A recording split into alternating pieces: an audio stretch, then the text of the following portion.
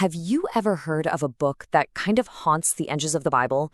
Some people call it a lost chapter, a text that was once a really big deal, but then, poof, it was pushed aside. Well, today we're talking about that book, the Book of Enoch. And here's the real mystery, right? We're talking about a book that was actually quoted by the apostles. It was clearly known to the guys writing the New Testament. So why on earth was it ultimately rejected by the church? What was so dangerous about it? Okay, so to really get why Enoch got the boot, you got to remember that the Bible didn't always exist as the single book we have today. Not even close. In the early days of the church, there was no official collection of scripture. It was a time of really intense, fierce debate, where believers were trying to figure out the absolute core of their faith. Yeah, the Bible didn't just drop out of the sky, perfectly formed. It was forged over centuries. In that first century, you just had all these different apostolic writings floating around.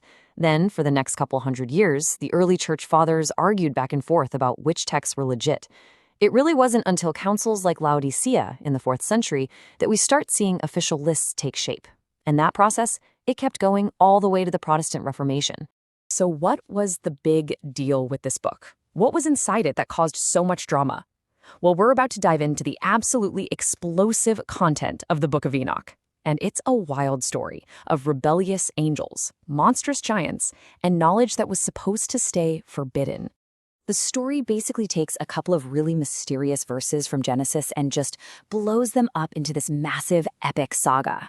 In Enoch's telling, 200 fallen angels, called the Watchers, come down to earth. And they don't just watch, oh no. They take human wives, and their kids are the Nephilim, a race of actual giants. But it gets crazier. They taught humanity all this forbidden knowledge, how to make weapons, sorcery, even advanced metallurgy. According to this book, this rebellion by the angels is the real origin of all the evil in the world. And that quote right there, that gets to the absolute heart of the problem for the early church. The origin of evil lies in an angelic sin. See, this was a direct challenge to what was becoming the official story.